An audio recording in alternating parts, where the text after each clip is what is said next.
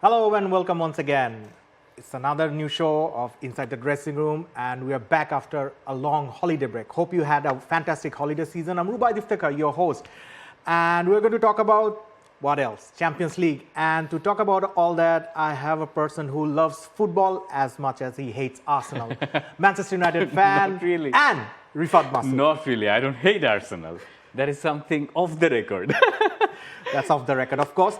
But Rifat, let's get into the point. Yesterday, we all were surprised by Arsenal. And I was more surprised by the fact that Real Madrid did not go through their fourth gear, did not hit their fourth gear.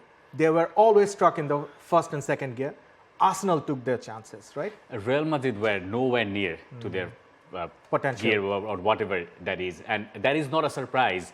We have been following Real Madrid throughout the season, and we have seen that they topsy-turvy, right? Yeah, they're one moment you think that they're gonna do it, and another moment they completely change the scenario. And if you talk about Arsenal, I think that is one monumental win for them. Maybe one of the best in their history. And we'll talk about Declan Rice's goal, right? Of course. But Rifat, it's good that you brought up that point that it's one of the biggest wins for Arsenal. But what I've seen in the Arsenal fans forums from last night, the videos, the famous AFTV in YouTube, that they are overwhelmed by it. Do you think this might be a downfall for Arsenal? I don't think they are overwhelmed. I have seen some of the videos from the fans that they are very, very cautious. They know they will have to go. They know they will have to go to Santiago Bernabeu. Right. And although there's a 3-goal lead, but still, I don't think that whatever the Santiago Bernabeu situation is going to be, it's going to be a pressure for Arsenal. But 3-goal deficit, I don't think that Real Madrid can overcome that. Well, Bernabeu is famous for giving us surprises. Yes, they are. Weird things happen in Bernabeu in the last 10-15 minutes. And remember, Carlo Ancelotti's monobrow. Yes. If it gets raised... It was straight, but it was straight last night. It was straight throughout the match. Throughout the match. All right, we have to talk about the elephant in the room, Yes. Declan Rice's goal. I mean, what a strike that was. I think goal of the season so far? I mean, I've been following football for a long, long time now.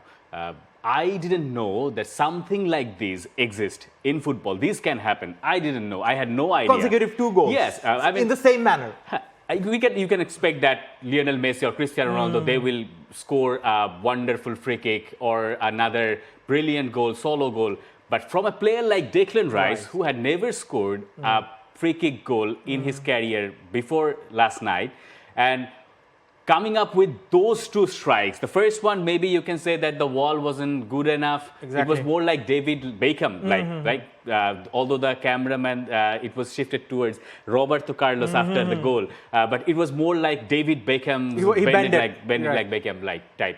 And if you talk about the second goal, that was fantastic. To have that audacity to beat Thibaut Courtois from that corner, to have that thinking in your mind, I think this is straight going into the UCL folklore. All right. Rice, when Rice came into the Arsenal squad, all the Arsenal fans were skeptic at first because of his 100 million price tag. But now he's paying dividend, and I like this boy. I've seen him from the West Ham days. He has a good, mature brain. And the point you made, that he had that sharpness to surprise Courtois for the second goal at the same spot, that proves that that man thinks all the time whenever he has the ball on his feet. I think we should give the credit to Mikel Arteta. Declan Rice was deployed more of in a front side of the midfield. Exactly. Because Partey was there, he was doing the job. Usually, we see from Declan Rice, he does that in Premier League games. So Declan Rice, he has proved another point to Mikel Arteta and Arsenal fans that he can be used as a number 8, maybe. And we should give credit to Bukayo Saka as well. Both of the free kicks he made a lot of spaces for Rice and Partey, and both the free kicks. Both the free kicks were awarded from there. And once those 2 goals happened, which should not have happened in a Champions League game. I think Real Madrid, they took the pressure on themselves, and the Mikel Merino goal, it was just icing on the top. Shouldn't we talk about Thibaut Courtois? Because if he wasn't there, I think the win margin for Arsenal, it could have been 4 or 5. Because just because before the second goal, there was a double save from Courtois. Mikel Merino was the player. Exactly. Real Madrid were defending like they were doing desperate defending for that time frame. I think once Rice broke the deadlock, Real Madrid were shaken, and their confidence took a hit. And I think from Ancelotti's point of view, I know, to me, he's the best coach in the world, even better than Pep Guardiola. Is he still the best coach in the world? Still the best coach in the world. Right now, he's depending on his players, especially individual players like Vinicius, Kylian Mbappe, Rodrigo. Exactly. That's the problem. But where is the tactics? Exactly. Ancelotti, as far we've seen him for the better part of last 2 decades, he's more of a tactical mastermind rather than someone who depends on individual brilliance. But Real Madrid has a squad right now that is full of individual egos and individual superstars. Where was Kylian Mbappe last night? Where was Jude Bellingham? Where was Vinicius Jr.? Isn't that your duty to come out with a proper process? Right. And if you are Carlo Ancelotti, you're going to expect from him that he is going to have a process which will bring out the best of from all those superstars. Of course, I think he will figure something out for the next away match for Arsenal and home match for Real Madrid. Let's talk about briefly about the Inter and Bayern Munich match. I saw the match, and as well as you. Bayern, I could not recognize this Bayern team. Too frail in the defense, especially the goal that they conceived at the last. And that was on a counter-attack. I was following this game, Inter versus Bayern Munich. I followed throughout the first half, and I thought that Real Madrid and Arsenal, that game, I can skip that, but whatever. If you have followed the game, you know that Inter Milan, they had a shaky start, I think, and Bayern Munich, they have their injury problems. Bayern were good for like 15 to 20 minutes at the beginning, and then somehow that Lautaro Martinez goal, it's a total team effort. It started from Jan Sommer. Lautaro was in the middle.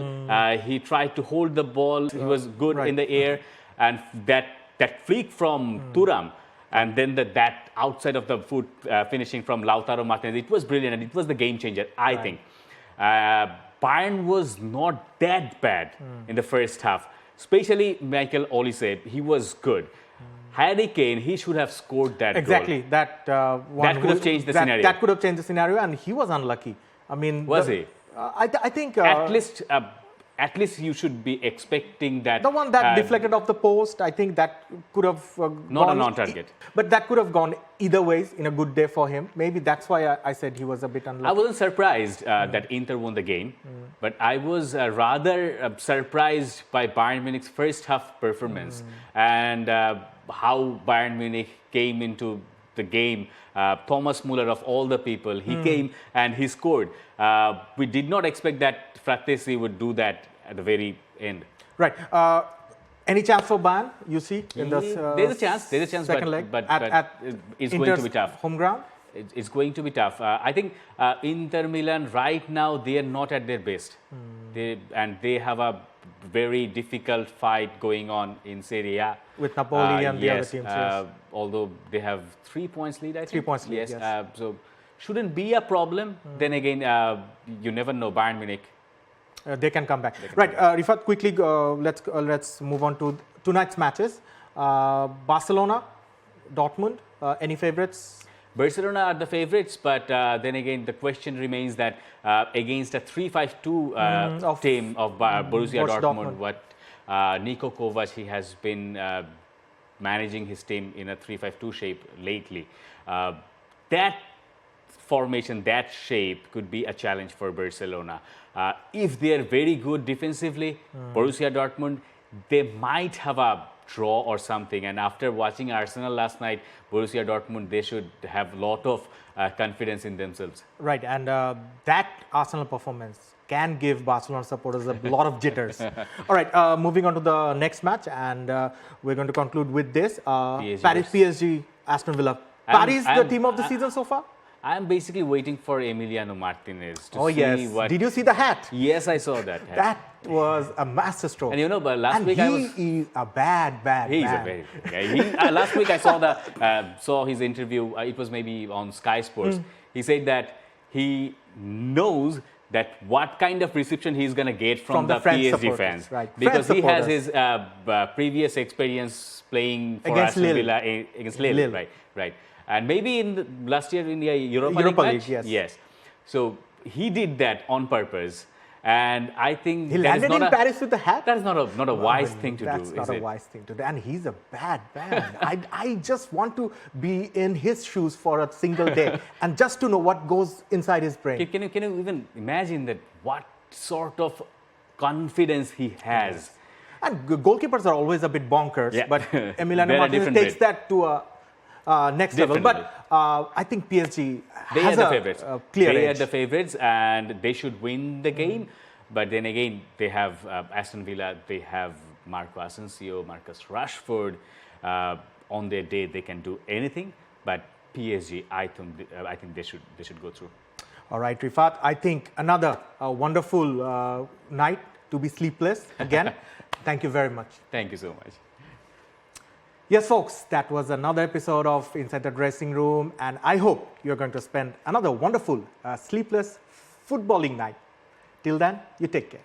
For more updates, follow us on Facebook, subscribe our YouTube channel, get the latest update on www.daily-sun.com.